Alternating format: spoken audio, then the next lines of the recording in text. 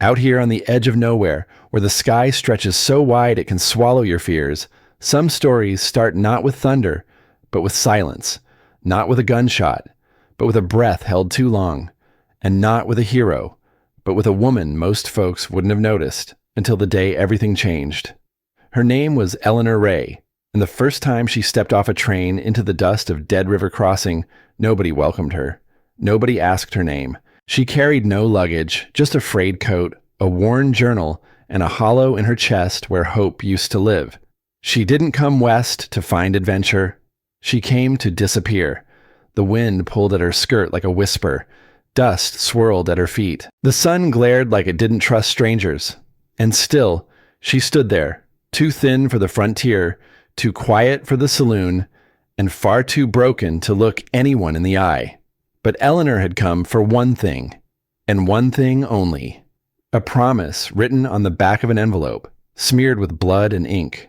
A name, an address, and 5 desperate words. He said you might help.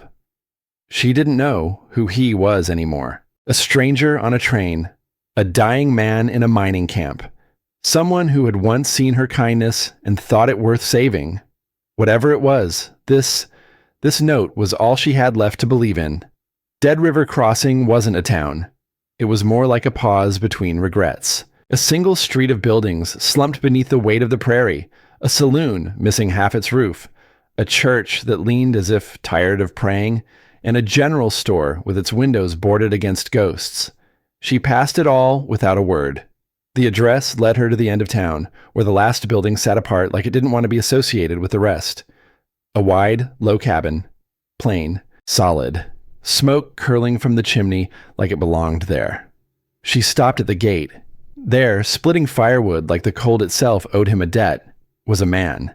He was enormous, not just tall, but thick, like the mountains had decided to walk upright, shoulders like oxen, hands like anvils, and a beard that made him look like winter itself had come to town early. His eyes, when he finally looked up, were neither cruel nor kind, just steady. She raised the paper in her hand. Her voice cracked. "Are you Tobias Creed?" He didn't answer at first. Then, slowly, he wiped his brow with the back of his hand and said, "Depends who's asking." "My name's Eleanor Ray. I was told, someone said you might help." He stared at her a long while, long enough that she nearly turned around and walked away. But then he said, "Come inside." No questions, no judgment, just those 3 words. She followed. The cabin smelled of cedar and black coffee. A fire crackled low. A pot of something simmered that might have been stew or just stubborn beans refusing to soften. He motioned to the bench by the fire. "Sit, warm up." She did, hands trembling, eyes darting to the door as if afraid kindness might be a trap. Tobias poured a tin cup of coffee and handed it to her. She drank. It burned her throat, but grounded her. "What kind of help you need?" he asked. Eleanor hesitated, then reached into her coat and pulled out a folded scrap of newspaper. On it was a name circled in red ink. "I'm looking for the man who did this," she said, laying it flat. "He killed a woman I cared for. Left her in the canyon. They said he came this way. They said he knew you." Tobias stared at the clipping. His jaw worked. Then he rose, walked to a shelf, pulled down a tin of tobacco, opened it, and sighed. "That man's name is Boone Maddox." "Yes," Eleanor said. "That's the name." "And he ain't a man anymore," Tobias said. "Not in the ways that matter." She looked up, firelight dancing in her eyes. "Then you'll help me?" Tobias didn't speak. He poured himself a drink from a bottle she hadn't noticed before, took one long swallow. Then he nodded. "I'll teach you to track him." Her breath caught. "I don't want to just find him. I want to face him." Tobias met her gaze, slow and serious. "Then first, you'll need to stop bleeding hope. Because out here, Eleanor Ray, vengeance don't wear a dress and carry a prayer. It wears scars and silence." "You still want it?" "Yes," she whispered. He stood and offered his hand. She took it. And just like that, 2 broken people, one fleeing the past, one shaped by it, walked side by side into the heart of a land where mercy was rare, and justice had to be built with your own two hands. If you believe strength can live inside silence, and healing starts with firelight and strangers who stay, then this journey is yours too. Subscribe to follow the next chapter of Eleanor Ray's story.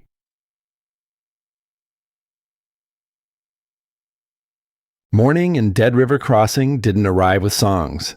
It crept in, slow and gray, like it was still deciding whether to stay.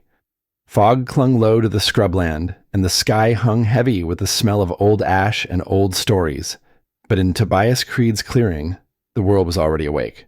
The clang of a hammer, the thud of boots, the soft grunt of a mule being led to pasture. Eleanor Ray woke on a cot near the fireplace, wrapped in a wool blanket that smelled faintly of pine and tobacco. For a moment, she didn't move. Her eyes traced the rafters, the fire's glow on the plank floor, the way steam curled from a tin cup Tobias had left on the stool beside her. He was already outside. She could hear him splitting logs again. She sat up slowly, every joint aching like her bones had only now remembered they belonged to a woman chased by grief. Still, she rose. Wrapped in the same frayed coat, she stepped into the yard, where the sun was only beginning to slice through the fog. Tobias didn't look up, just said, "You ever swing an axe?" She shook her head. He handed her one anyway. Then today, you learn. And that's how the first day passed. Not with plans or speeches, but with labor. With Tobias showing her how to brace her legs, how to aim for the grain, how to lift with purpose, not fury. Swing too angry, he warned, and you'll miss the heart of the wood. By midday, her palms were blistered. Her breath came ragged. Tobias offered no comfort, only handed her a cloth and pointed to the water pump. Refill, then back at it. She did as told. There was something in his silence that was neither cruel nor kind. Just a kind of honesty she hadn't known she needed. No one coddled her. No one doubted her. She wasn't pitied. She was trained. And somehow, that felt like the first kindness she'd known in years. In the late afternoon, they sat beneath the shade of a twisted cottonwood tree, sharing bread and salted meat. The world buzzed softly with flies and the far-off murmur of cattle. Tobias tore a piece of bread and said, "Tell me about her." Eleanor looked at him. "Who?" "The woman Boone Maddox killed." She swallowed hard.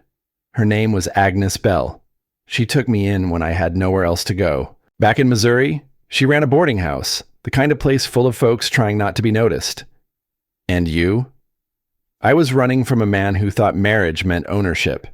Agnes gave me a room, a name no one questioned, and work that didn't require pretending." Tobias nodded, waited. "One night," she continued, "she didn't come home. They found her the next morning, bruised, broken. Boone was passing through, they said. He played cards at the tavern that week, talked sweet, disappeared the night she died." Silence fell like dusk. Eleanor turned her cup in her hands. The law did nothing. "They usually don't," Tobias muttered. "Not for women, not out here." That evening, he brought out a satchel of old weapons, a worn Colt revolver, a hunting knife, a Henry rifle with a dent near the stock. He laid them on the table like relics, then slid the revolver toward her. "Pick it up." She hesitated. "Now." Her fingers curled around the handle. It was heavier than it looked. "You ever fire one?" "No. Tomorrow, we change that." She looked up. "Why are you helping me?" He leaned back, eyes hooded. "Because Boone Maddox helped bury my brother. Because the law forgot. Because I know what it means to wake every day and not be able to forget someone's face." Then he stood. "Clean the gun. I'll show you how." They worked in quiet until the oil gleamed on the barrel, until her fingers stopped trembling, until the weapon no longer looked like vengeance, but like survival. Later, before she returned to the cot, she lingered at the cabin door. The stars had come out, sharp, cold pinpricks in the dark. She stared at them as if they might answer something.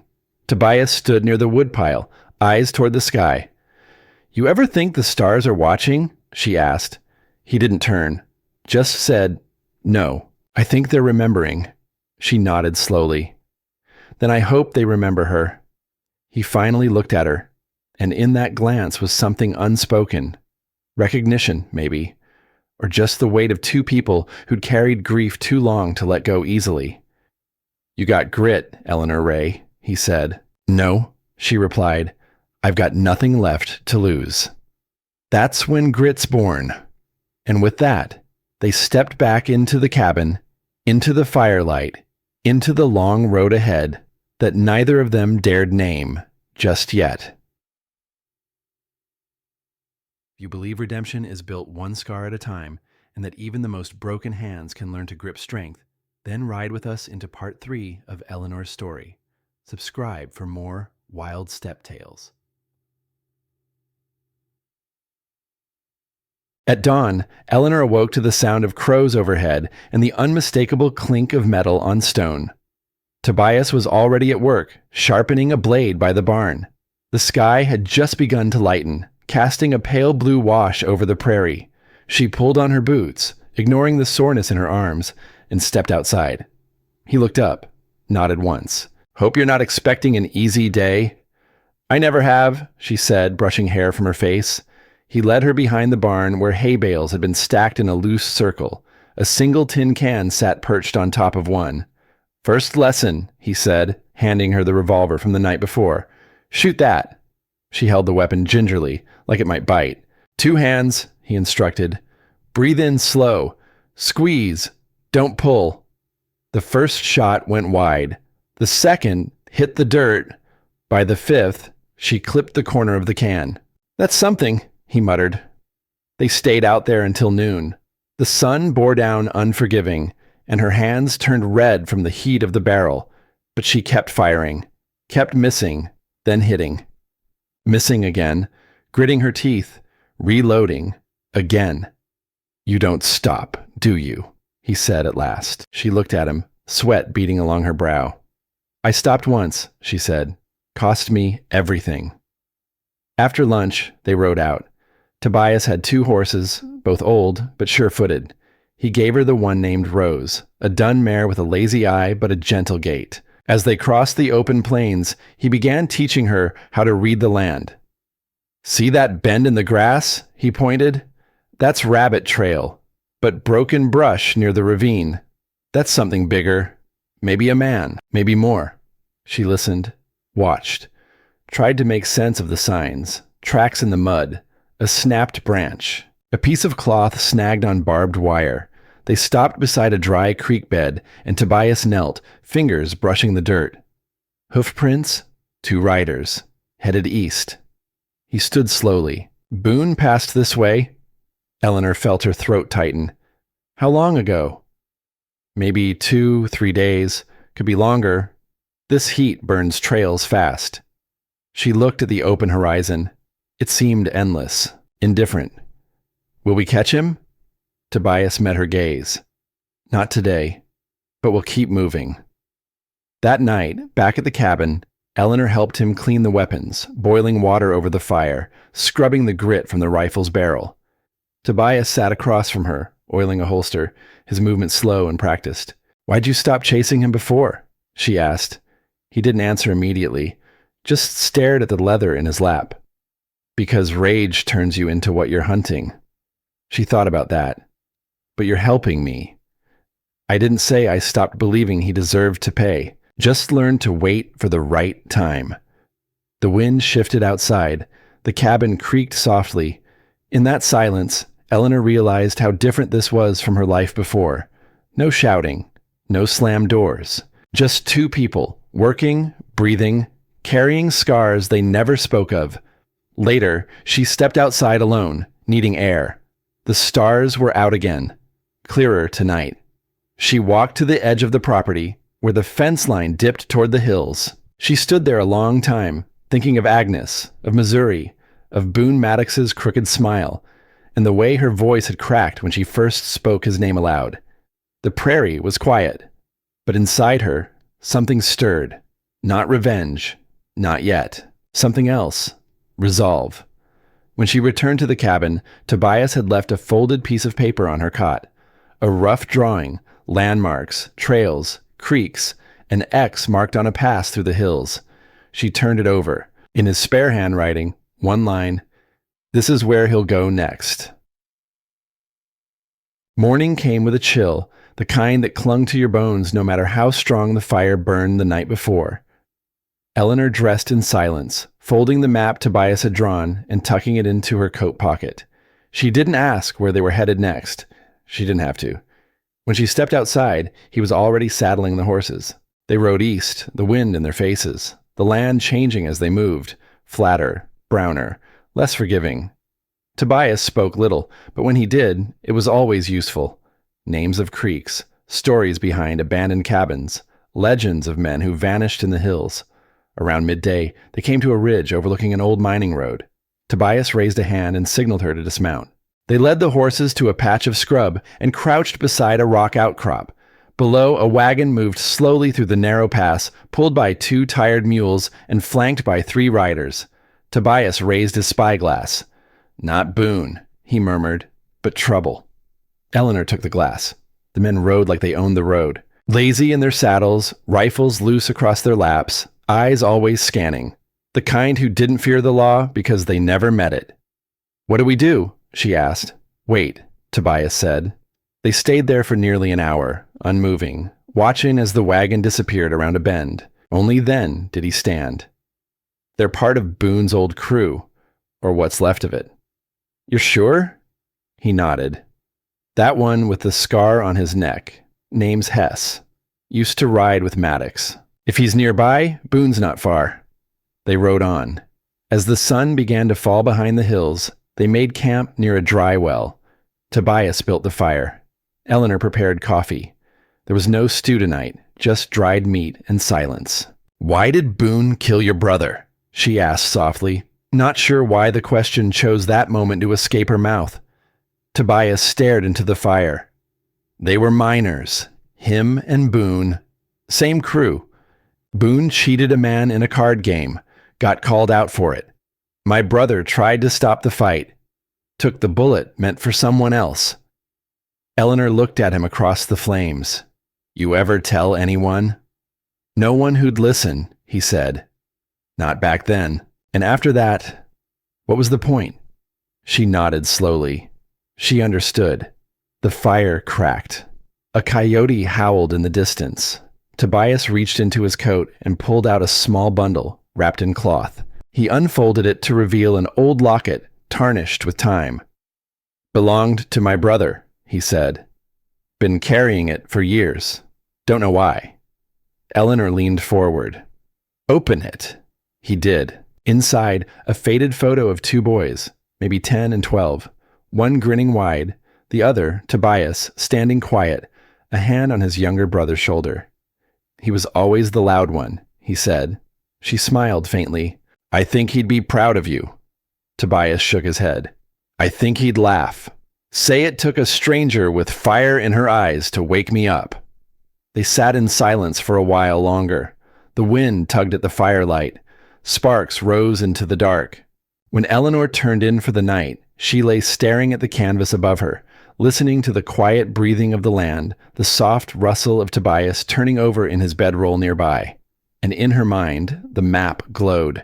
The X marked on that pass felt closer than ever, not just in distance, but in the weight of what waited there. The next day brought heat instead of chill, dry winds scraping across the hills like sandpaper. They broke camp before the sun topped the ridgeline, horses packed, canteens filled. Tobias led the way down a narrow trail that clung to the side of a canyon wall, and Eleanor followed close behind, reins taut, eyes sharp. The path narrowed until even the wind seemed to hold its breath. Below them, the land dropped into a jagged ravine, dry and lifeless, a place where bones went unnoticed. Tobias slowed at a bend in the trail and motioned for Eleanor to dismount. "Boot prints," he said, kneeling. She crouched beside him. Sure enough, there they were. 6 imprints, recent, sharp in the dust. "Not riders," she whispered. "No, men on foot, moving fast." They followed the tracks for an hour, moving through scattered boulders and low brush. The trail led them to an outcropping overlooking a small camp, tucked behind a curtain of rock. 3 men sat around a fire. One of them was Hess. Tobias ducked low, pulled Eleanor with him behind a boulder. "Stay down," he whispered. From their perch, they could hear bits of conversation, gruff voices, laughter too loud for men with clean consciences. Then a word drifted up that froze Eleanor in place. "Boone." She turned to Tobias. He nodded grimly. "He's close." One of the men stood, kicked dirt over the fire. Another reached into a saddlebag and pulled out a bottle. They passed it around, careless, loud.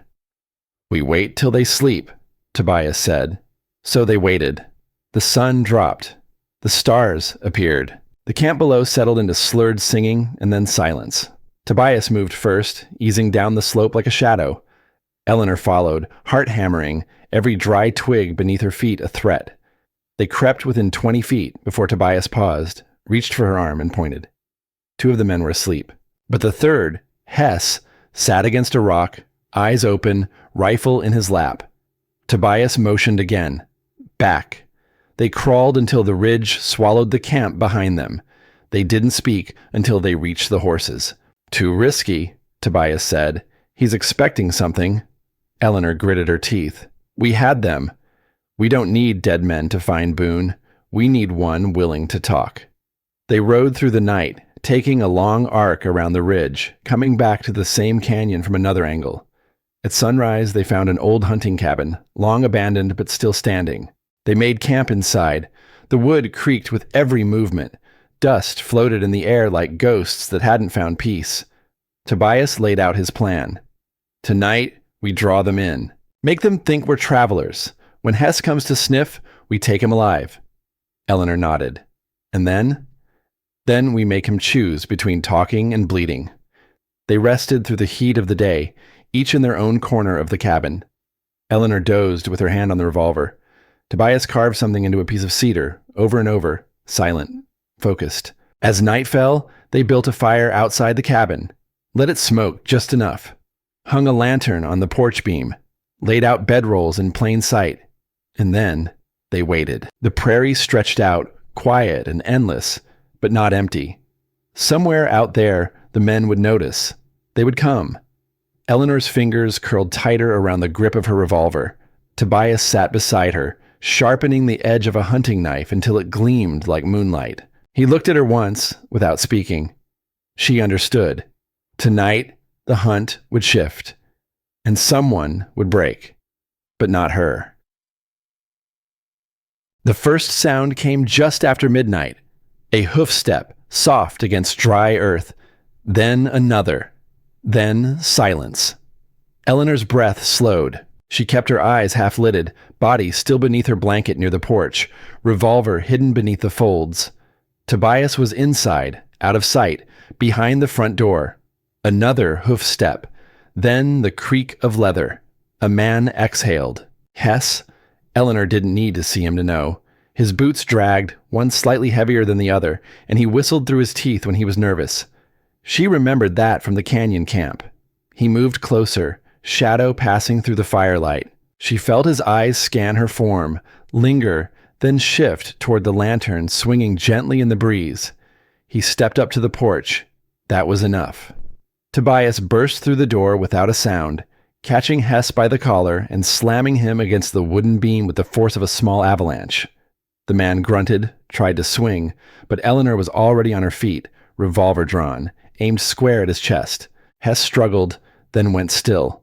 His eyes darted between them, breath ragged. "You remember me?"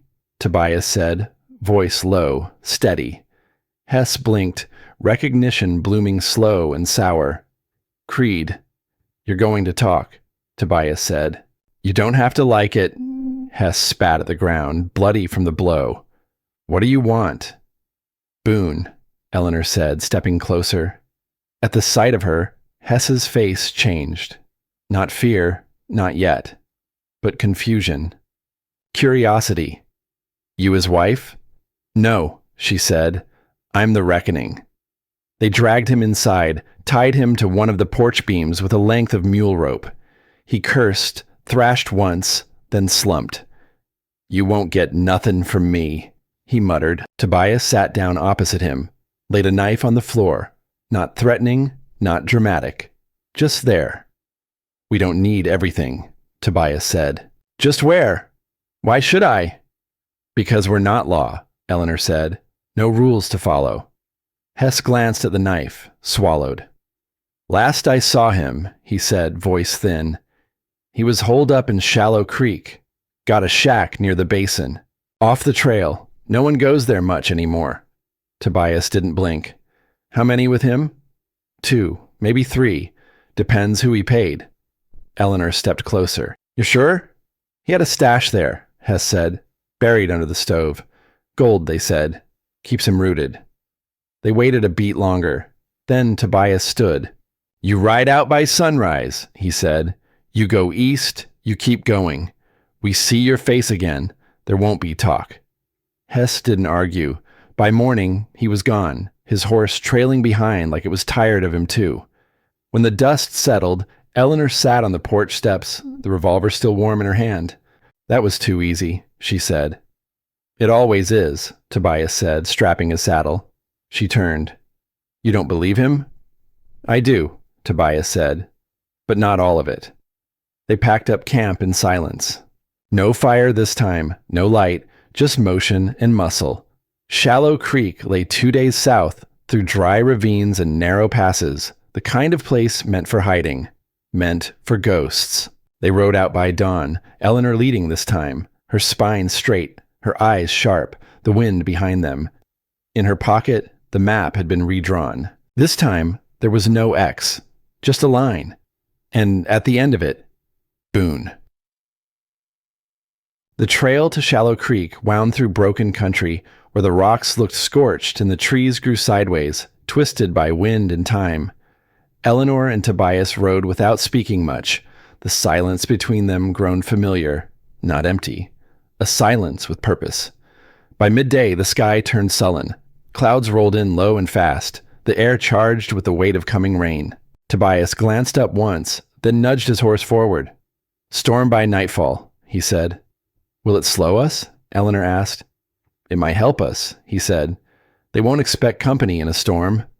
They rode harder, pressing through the heat, the land flattening as they dropped into a wide basin of sage and thornbrush. In the distance, dark hills crouched like sleeping animals. Tobias pointed. There, Shallow Creek. From a distance, it was nothing. A dark smear of trees beside a trickle of water. But closer, signs emerged, a footbridge rotted through, the outline of cabins long since abandoned, and near the center, tucked against a stand of cottonwoods, a low structure with a sagging roof and smoke trailing from its chimney. Eleanor pulled up beside him. He's in there. Most likely. She felt her heart start its drumbeat. What's the plan? She asked. Tobias scanned the tree line. We wait. Watch. Learn the shape of the place. Who comes and goes. Then, when the dark comes, we move. They circled wide, tying the horses beneath a rock shelf half a mile out. Tobias handed Eleanor a battered pair of field glasses, the lenses scratched but usable. Count bodies, he said. Doors, windows, anything. They crouched beneath a bluff as the wind picked up. Rain spit once, then came harder, flattening the brush, darkening the dirt. Through the downpour, the cabin flickered, lamplight behind crooked curtains. One man stepped outside to relieve himself, then went back in. Another figure moved past the window, thick in the shoulders, a rifle slung low. 3, Eleanor said, just like Hess said. Then Boone's here. She nodded. Her hands were steady, but her stomach churned. She had waited so long for this moment that she didn't recognize it when it finally arrived. Not fear, exactly. Something tighter. More human. What if I can't pull the trigger? She asked quietly. Tobias looked at her, rain dripping from his hat brim. Then you don't. She frowned. But you're not here to prove anything to me. This isn't about rage. It's about what you can live with when it's done.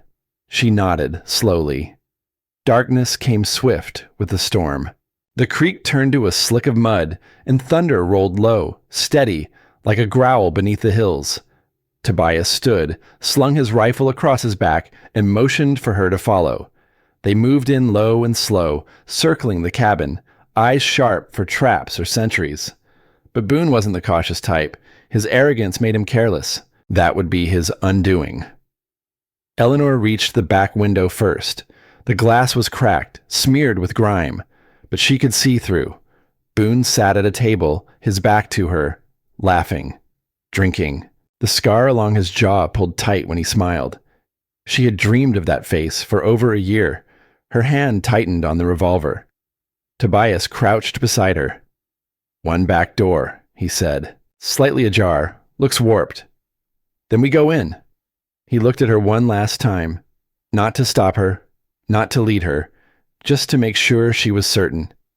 She was. They moved like shadows, the storm their cover, the night their shield.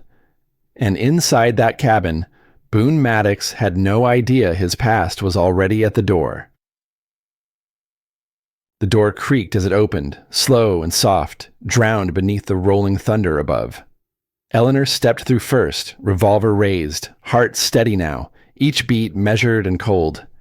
Tobias followed close, rifle in hand but pointed down. This wasn't war, not yet. It was judgment. Inside, the cabin smelled of smoke, sweat, and something metallic beneath it all. A table sat in the center, littered with playing cards and the carcass of a half-eaten rabbit. One man dozed near the hearth, feet propped up, hat tilted low. Another stood by the window, rifle across his lap, eyes squinting at the rain. Boone sat with his back to the door, shoulders broad, shirt stained with oil and liquor, knife tucked in his boot. He was mid-sentence when Eleanor's boot scraped the floorboard. He turned. The change in his face wasn't fear, not right away. First confusion, then disbelief, then, finally, the slow curling smirk of a man who never expected the past to grow claws. "Well, I'll be," he drawled. "Eleanor Ray." She said nothing, just aimed. The man at the window rose, reaching, but Tobias stepped forward with a sharp bark. "Move, and you're dead." The room froze. Boone's smirk didn't falter. "You tracked me all this way? That's sweet. Still got that fire in you, do ya?" Eleanor stepped closer, boots echoing on the warped floor. "You killed Agnes." Boone shrugged. "If I remembered every skirt She fired. The shot tore into the floorboards inches from his foot. Wood splintered. The other two men dropped their weapons without argument. The one near the hearth looked like he wanted to crawl into the ashes and vanish. Boone's smile faded. "You don't scare easy anymore," he said. "No," she replied. "And you don't hide well." Tobias moved through the room, kicked weapons away, tied the other two with strips of torn curtain. Then he looked to Eleanor, waiting. "What do you want me to do with him?" Boone's mouth opened, maybe for a bargain, maybe for one last lie. Eleanor spoke first. "You're going to answer for what you did." He laughed, dry and bitter. "What law is going to take me out here?" "No law," she said. "Just a name. And the truth." She stepped closer, eyes locked on his. "You'll stand trial. Before every woman you've hurt. Before every name you think you've forgotten." Boone's voice dropped to a sneer. "You think dragging me through the mud will fix you? You think it makes you clean?" Eleanor didn't blink. "No, but it makes me done." Tobias cuffed Boone's hands behind his back, then shoved him toward the door. They walked him out into the rain, where the horses waited in silence. Tobias tied him across the saddle like a sack of wheat. The other two men followed behind, heads lowered, weapons gone. As they rode away from Shallow Creek, Eleanor turned once to look back at the cabin. Smoke still curled from the chimney, but the fire inside was dead. No one would return there. And in her chest, where the fury used to burn, there was only ash. Not peace, not yet, but something better, closure. The rain followed them well into morning, lightening to a drizzle that clung to the skin and made every hoof step a slow, mud-slick drag. Boone rode slumped over the saddle, wrists bound tight, lips split from where Tobias had silenced him the last time he mouthed off. He didn't talk anymore, just glared when he thought no one was watching. They stopped at a grove just north of Red Hollow, a place Tobias knew from years back, where the trees grew close and the stream still ran clean. Eleanor dismounted stiffly. Her legs ached and her shoulders were tight with exhaustion, but she didn't complain. The real weight wasn't in her muscles. It was in the silence that had followed her since the cabin. They tied Boone to a sycamore, fed the horses, and built a fire. Tobias handed Eleanor a flask. She took one sip, winced. "Whiskey," he said. "Good for the nerves." "Too late for that," she muttered. Tobias sat beside her, staring into the flames. For a long time, neither of them spoke. The rain hissed on the coals. Boone shifted against the tree, testing his ropes without much hope. "He'll lie," Tobias said finally. "When we hand him over, he'll twist the story, make you the villain." "I know. And the folks in town, they'll talk. Some won't believe you." "I know that too." Tobias looked at her. "And it doesn't scare you?" She met his eyes. "It used to." He nodded once, like a man recognizing a truth he'd carried but never spoken. Then he reached into his coat and pulled out a folded document, worn edges, stained with sweat and time. "What's that?" "Letter from Sheriff Merton," Tobias said. "Dead River's lawman. He knew Boone ran this way, but his men couldn't find him. Said if I ever brought him in alive, there'd be a bounty. Not much, but enough to start over." Eleanor took the letter, held it between her fingers. "I don't want money. I know. I want a name cleared, a voice heard." Tobias stirred the fire. "You'll have it. I'll see to that." That night, Eleanor couldn't sleep. She walked the perimeter, keeping to the trees. The moon hung low, silver and swollen. Somewhere in the darkness, owls called. Boone watched her from his place beneath the sycamore, his eyes glowing dull in the low light. "You think this makes you strong?" he rasped. "Dragging a man through the mud?" Eleanor stopped. "No," she said. "It makes me free." He laughed, a dry rattle. "You'll always be the girl who ran, the one they whispered about." "Let them whisper." She turned away, left him in the dark. By sunrise, the sky had cleared. The air smelled clean, like something washed. They broke camp early. Tobias adjusted Boone's bindings. Eleanor packed the saddlebags. Red Hollow was only a day away now. As they rode, the land began to change. Greener, softer. Fences reappeared. Smoke from distant chimneys. Cows grazing behind low stone walls. The shape of civilization creeping back in. Eleanor watched it all in silence. Every clop of hooves a heartbeat. Every mile a step away from the woman she'd once been. The girl with the bruised wrists. The girl who whispered her name. She wasn't that girl anymore. She was riding into town with her past in ropes, and her future in her own hands. They reached Red Hollow just after noon, the sun high and unforgiving, casting hard shadows along the clapboard buildings. It wasn't much of a town, just a single dirt street lined with a saloon, a grain store, a livery stable, and a sheriff's office sagging beneath the weight of its own roof. A few townsfolk watched from porches, eyes narrowing when they spotted Boone bound across Tobias's saddle. No one waved. No one smiled. Tobias dismounted first, his boots kicking up dust. He walked straight to the sheriff's door and pushed it open without knocking. Eleanor slid off her horse slowly, her knees stiff from the ride. She turned and looked at Boone. He met her gaze and smirked, teeth red where his lip had cracked.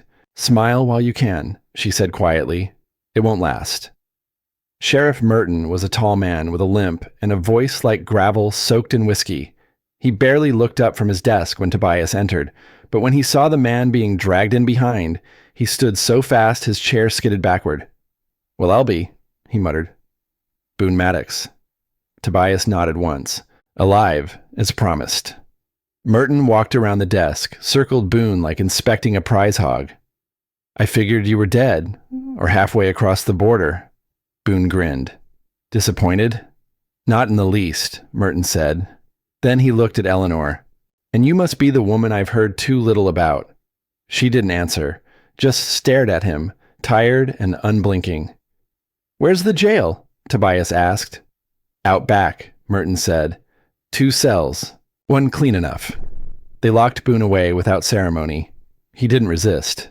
just leaned back on the cot and folded his arms like he was settling in for a show. Back in the office, Merton poured 3 cups of coffee and passed them around. The silence between sips was thick, heavy with the weight of everything left unsaid. "I'll need a statement," he said finally. "From you both, especially the lady." Eleanor nodded. "Then I'll wire Dead River. See if they want to send a man. But around here, we settle things in a room with plain chairs and a quiet jury." She glanced at Tobias.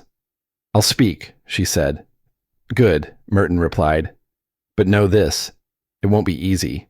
He's got friends, rumors, ways of twisting truth. He'll paint you bitter, jealous, scorned. I've been called worse. And he'll use your silence against you. Then I won't be silent." Merton leaned back in his chair and studied her. "You've got that look." "What look?"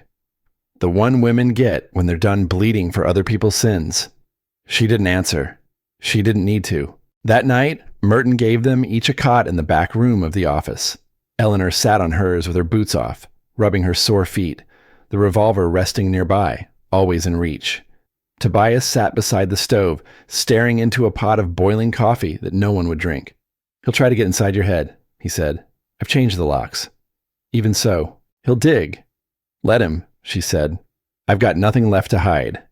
Tobias leaned forward, elbows on his knees. "You ever think about what comes next? After the trial? After the name's cleared?" Eleanor looked at him. Her voice was quiet. "No. I never thought I'd get this far." "Then maybe it's time to start." She watched him a long moment, the flicker of firelight tracing the lines in his face. Would that next part, would it be alone? He didn't smile, didn't flinch, just reached across the space between them and rested a hand on hers. "Only if you want it to be." And for the first time since Missouri, since Agnes, since the scream in the dark that had chased her halfway across the country, Eleanor Ray let herself believe in tomorrow, not as a hope, but as a promise. The trial was set for 3 days later, but by morning, the whispers had already begun. Red Hollow was a small town, and Boone Maddox was not an unfamiliar name. Some remembered him from card tables, others from bar fights. A few recalled rumors that never made it into reports. Things about women who left town overnight, about debts settled in blood instead of coin. By noon, every porch had someone sitting on it, pretending not to watch the sheriff's office. Every glance Eleanor felt was quiet, probing. Tobias noticed, too. He stood taller, eyes sharper. No one dared speak directly to her, but the air carried tension like thunder on the horizon. Sheriff Merton called Eleanor into his office. A sheet of parchment lay open on the desk beside an ink pot. "You sure you want to testify?" he asked. "I came this far." "You'll have to say it all. Names, places, what he did, what he said. You prepared for that?" She looked down at her hands, hands that had swung an axe, loaded a rifle, buried the only person who had once called her family. "I'm ready," he nodded. "Then write it down while it's still yours, before someone else tries to rewrite it." So she did. She wrote through the afternoon, the nib scratching slow and deliberate. Every line bled a little more of her past onto the page. Agnes's laughter, the way Boone smiled before he struck, the cold dirt of the graveyard she'd walked alone. When she finished, her fingers were stiff, her breath shallow. She handed it to Merton. He didn't read it right away, just folded it, sealed it with wax, and tucked it in a drawer. "You'll read it in court," he said. "In your voice." She nodded. That evening, Tobias walked her to the river just outside town, where the reeds bent low and the world felt softer. He carried no weapons. Neither did she. "You did well today," he said. "I didn't expect the writing to hurt. It always does. The truth's heavier on paper." She stood at the water's edge, watching the current tug at bits of grass. Her reflection shimmered, older than she remembered. Stronger, too. "You think they'll believe me?" she asked. "I don't know." She turned. "That's honest." He stepped closer. "But I believe you. Every word." For a while they stood in silence, wind moving through the cottonwoods like breath. The sky turned purple above them, the first stars blinking awake. "I used to think justice meant seeing him hang," she said. But now, I don't know, maybe justice is standing up and saying his name without flinching. Tobias watched her closely. Or maybe justice is walking away from it all and never needing to say his name again. She smiled faintly. I'd like that. They returned to town just after dusk. The streets were quiet, lanterns glowing behind thin curtains. In the sheriff's office, Boone sat in his cell, watching them from beneath heavy lids. He said nothing as they passed, but his eyes followed Eleanor like a shadow. She didn't break stride, didn't slow. She was no longer afraid of his voice, because soon she would have her own. And this time, everyone would hear it. The morning of the trial dawned clear and cold, the kind of cold that stiffens joints and makes even young men feel the weight of their bones. Red Hollow's only church doubled as the town hall, and by sunrise, the benches were already filling. Not out of duty, but curiosity. Eleanor stood in front of a cracked mirror in the sheriff's back room, braiding her hair with slow, practiced fingers. She wore a plain dress, navy blue, high-necked, with a single silver button that once belonged to Agnes Bell. Her hands trembled, not from fear, but from the gravity of what waited on the other side of the door. Tobias stood in the hallway, leaning against the frame, arms crossed. You don't have to do this alone, he said. I know, she turned to him, but I have to do it myself. He nodded once. Sheriff Merton met them at the church steps, coat freshly brushed, badge glinting in the pale light. Town's awake, he said. You ready? Eleanor stepped past him without answering. Inside, every head turned. Some murmured. Some stared openly. She didn't meet their eyes. Boone was already seated at the front, shackled but smug. His lawyer, a wiry man with ink-stained cuffs, whispered something in his ear. Boone grinned, stretched his neck, and looked around the room like it belonged to him. The judge was old and quiet, a man who didn't smile much and spoke only when necessary. He read the charges without ceremony, then motioned for Eleanor to take the stand. She walked slowly, deliberately. Each step on the wooden floor echoed louder than the last. When she reached the chair, she sat without fidgeting, hands folded in her lap. The judge gave a nod. She took a breath. And then she spoke. I knew Boone Maddox in Missouri. Not by choice. He came to the boarding house where I lived. Said he was passing through. Said he needed rest. Agnes Bell took him in. She always took people in. The room was silent. Eleanor continued. For a week, he stayed. He smiled, told stories, won at cards. Then one night, he came back late, his boots muddy, his knuckles bruised. I heard a crash, a door, then silence. I found Agnes the next morning. She paused, throat tight. She was gone. Her face, her hands. I didn't recognize her at first, but I knew it was him. He'd vanished, left nothing behind but a bottle and a bloodied rag. She looked up. I told the sheriff. They said it was a robbery, a drunk. No witnesses, no proof. But I knew. And when no one listened, I ran. Tobias stood at the back of the room, hat in hand, jaw clenched. Merton watched from the side, unmoving. The lawyer stood next, clearing his throat. Miss Ray, you admit there were no witnesses? No confession? Nothing tying my client directly to this death? No, she said. Nothing but the truth. He smiled thinly. Truth can't be proven, Miss Ray. Only facts. She turned her eyes to the judge. Then let me be the fact. Let my voice be the first proof. The courtroom fell still. Boone laughed once, short, bitter, but the judge raised a hand. Silence, he said. Eleanor stood.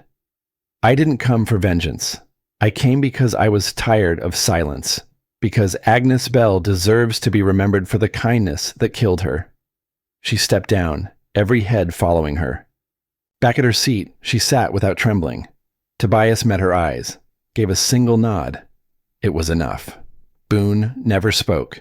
His lawyer did. Pages of arguments and thin defenses, all of them carefully stacked, but none of them stuck.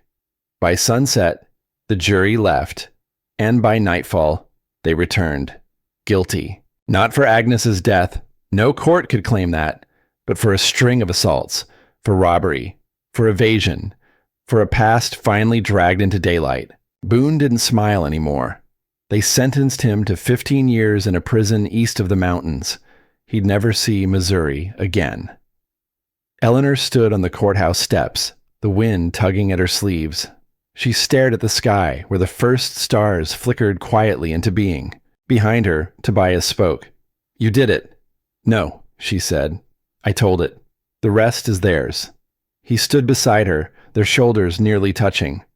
"What now?" he asked. She looked out toward the prairie, where the road stretched open and clean. "Now," she said, "we build something that doesn't need justice to keep standing." Tobias smiled, slow and tired. "Then let's find the land." They left Red Hollow before dawn. No farewell speeches, no parade, just two figures on horseback riding west, the sun rising behind them like a closing curtain. The town was still asleep, save for the sheriff, who tipped his hat as they passed the office, and a shopkeeper who left a paper parcel on the hitching post with Eleanor's name scrawled in pencil. Inside were sewing needles, a fresh roll of thread, and a note. "You spoke for more of us than you know." Monsieur Eleanor folded it into her pocket and didn't say a word. The road west was dry and wide, cutting across plains that glowed golden under the morning light. They rode side by side in silence for hours, the wind combing through grass and coats, letting the sound of hooves fill the space between thoughts. When they stopped by a creek to water the horses, Tobias finally spoke. "I've got 40 acres near Dry Hollow," he said. "Fenced most of it myself. Ground's hard, but honest. There's a shed, a small cabin, enough to get started." Eleanor dipped her hands in the water, cool and clear. "You live there alone?" He nodded. "Since my brother passed." She looked at him, eyes steady. "And you're sure I wouldn't be in the way?" Tobias smiled. "I've spent years in silence. It's your voice I've been missing." She looked back down at the creek, where her reflection wavered in the water. Not the same woman who'd stepped off the train, not the one who whispered apologies to ghosts in the night. Someone else now. Someone quieter, perhaps, but steadier. They camped that night near an old cottonwood, stars so thick above them it felt like sleeping beneath a million whispered prayers. Eleanor stirred a pot of beans over the fire, while Tobias leaned against his saddle, sharpening an axe. "I don't know what kind of life we're building," she said softly. "Doesn't matter," Tobias replied, "as long as it's ours." After dinner, he unwrapped a small box from his saddlebag. Inside was a piece of folded cloth, hand-stitched, faded with time. He laid it beside her. "My mother made that," he said. "Used to say if you can patch something with care, it'll last twice as long." Eleanor ran her fingers over the stitching. She was right. The next morning, they reached Dry Hollow just as the sun crested the ridge. The land stretched before them, rough and unpolished. A cabin stood near the base of a hill, smoke curling from a stone chimney, weathered boards creaking in the wind. It wasn't beautiful. Not yet. But it was real. Eleanor dismounted, stretched her legs, and walked slowly toward the porch. The boards groaned beneath her boots. She turned to look at Tobias. "Where's the door?" He grinned. "Still needs building." "Then let's build it." And that was how it began. Not with a kiss, not with a vow, but with a hammer in her hand, and a man beside her who knew how to hold silence like a promise. Together, they began to shape something from what was left. A home, a rhythm, a life not borrowed, not haunted, but claimed. By evening, they had a door. By the next day, a table. And before the week was through, a window facing east, so they'd never forget the direction they'd come from. The days settled into a kind of quiet that Eleanor had never known before. She rose early, often before the light reached the windows. The air in Dry Hollow was different, cooler, thinner, but alive with sound. Crickets at dawn, the soft breath of horses, the creak of the cabin roof adjusting to heat or wind or stillness. Tobias was usually outside before her, stacking wood, mending fences, tending the mule. They spoke in few words, but each one had weight. Shared coffee, shared chores, shared space that never once felt crowded. Eleanor turned part of the old shed into a workroom. With a borrowed table and a crate of supplies Tobias had bought in town, She began sewing again. Not dresses for ballrooms or corsets to impress rich husbands. She stitched shirts for working men, aprons for the midwife miles down the road, and quilts from old flannel that smelled like salt and smoke. Word spread quietly. The woman who had once stood on a witness stand now made the warmest coats this side of the pass. Some rode hours just to barter for one. In the evenings, she and Tobias sat on the porch, watching the hills turn gold, the prairie stretch out as far as memory could go. Sometimes they talked. More often, they didn't need to. One night, as they shared a plate of cornbread and stew, Eleanor looked up. "I thought there'd be more thunder." Tobias glanced over. "After the trial, after telling it all, I thought I'd carry the noise forever." He leaned back in his chair. "Maybe this quiet is what comes after the storm." She nodded. "Maybe." But the quiet wasn't empty. It was full of doing, of making, of small joys. Tobias taught her how to split fence posts without splitting fingers, how to read cloud lines for coming frost, how to listen to the soil by the way it cracked or crumbled or clung to your boots. In return, she taught him how to stitch a torn sleeve and patch the knees of old trousers, how to boil beans without burning the bottom, how to soften silence with a touch on the arm. There was one night, wind shaking the shutters, a storm rolling off the ridgeline, when she woke from sleep and walked to the front room. Tobias sat by the window, oil lamp lit low, sharpening the blade of his old hunting knife. She stood there for a moment, blanket draped over her shoulders. "You okay?" she asked. He nodded. "Couldn't sleep." "Because of the storm?" "Because of how quiet it's been inside me." She stepped closer, sat across from him. "You want the noise back?" "No," he said, "just learning how to live without it." They didn't speak for a while. The wind howled and the shutters groaned, but the fire stayed steady, and so did they. By the time spring softened the hills, wildflowers pushed up through the rocks, and songbirds returned to the trees near the creek, Eleanor had stitched curtains for every window in the cabin. Blue, like the first dress she'd worn in Red Hollow. Not for elegance, but for belonging. She'd stopped counting the days since Boone had been taken east, stopped waiting for news from the town, stopped glancing over her shoulder when someone rode by. One afternoon, as she stitched beside the window, Tobias came in, dust on his sleeves, a folded letter in his hand. "From Dead River," he said. "Addressed to you." She took it, fingers still rough from thread and wool, broke the seal. Inside were 2 lines. "Miss Ray, your testimony gave others courage." Another woman came forward. Then 2 more. "You did what the law never could." There was no signature, no need.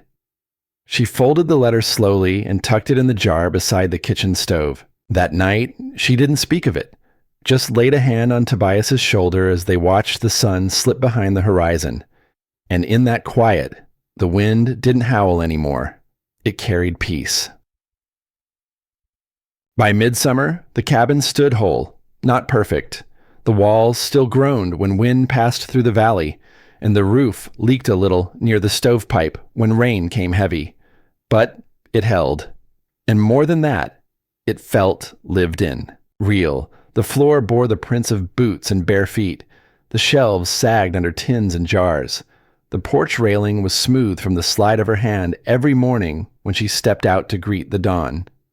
One morning, as Eleanor stood near the edge of the fence line, watching the sun roll over the hills like gold poured slow from heaven, Tobias came up behind her with a small wooden box in his hands. She turned. "What's that?" He looked suddenly shy, almost boyish. "Something I've been carving. I thought you might want it." She opened the box slowly. Inside lay a thimble. Not just any thimble, sterling silver, polished until it gleamed. Around the edge, etched in careful hand, were the letters A.B. Agnes Bell. Eleanor's breath caught. "I found the metal in town," Tobias said. "Had it melted down from an old brooch I'd kept. Thought she should have something here, too." Eleanor blinked twice, then closed the lid gently and tucked the box to her chest. "She does. She always did." They walked back to the cabin hand in hand, quiet and sure, with no more need to fill the space between them with anything but presence. That fall, the trees turned amber and red, and the air thinned. Tobias built a small barn near the creek. Eleanor stitched heavy coats and quilts, wrapping each one with twine and leaving them in a basket outside the cabin for passing riders. Word traveled. Folks left apples, honey, or carved tokens in return. No one knocked. No one needed to. It wasn't a store. It was a kindness. One October morning, a rider approached, dust on his hat, a scar running down his cheek. Eleanor watched from the porch, hand near the revolver out of habit, but the man raised both palms. "I'm not here for trouble," he said. "Heard a woman lives here who once faced Boone Maddox in court. My sister, she needed to hear that." Eleanor didn't ask for details, just nodded, stepped inside, and returned with a quilt and a letter written weeks ago, but never sent. "Give her this," she said. "Tell her she's not alone." The man rode off without a word, and Tobias stepped up behind her. "You keep giving away things you could sell," he teased. "I'm not selling memory," she said. "I'm mending what the world forgot." Later that night, she sat beside the fire, that silver thimble warm between her fingers, the carved initials catching firelight. Tobias was reading by the window, his spectacles low on his nose, the dog asleep at his feet. Eleanor turned to him. "I've been thinking." "Dangerous," he said without looking up. She smiled. "I want to teach." He raised a brow. "Sewing. Sewing. Speaking, writing, surviving." He set the book down. "You want to open the door to all that again?" "No," she said. "I want to open it to the ones who never had it." They didn't say anything more that night, but in the morning, he brought her a stack of blank paper and the old inkwell they'd found in the barn. She began writing a letter. To the sheriff. To a teacher. To a girl somewhere afraid of her own voice. And when she signed it, she used the name she now wore, with ease. Eleanor Ray Creed. Winter came slow that year. Snow dusted the hills, and the creek sang beneath its thin sheet of ice. The cabin glowed warm through the cold, every room filled with the small hum of work and care. On the last night of the year, Eleanor stood on the porch, wrapped in a shawl Tobias had stitched himself, looking out over the valley where her silence had once lived. She didn't speak. She didn't need to, because now everything she was had already been said, in thread, in firelight, in every steady step forward. And somewhere far behind them, in a jail cell gathering dust, the story of Boone Maddox was nearly forgotten. But the story of Eleanor Ray, the one they almost erased, had just begun. Now, if this story reached you the way the wind once reached Eleanor's cabin, then stay with us. Because out here on the wild steppe, every scar has a name, every silence, a voice, and every voice, a story waiting to be told. Subscribe to the Wild Steppe channel. There's more waiting on the horizon.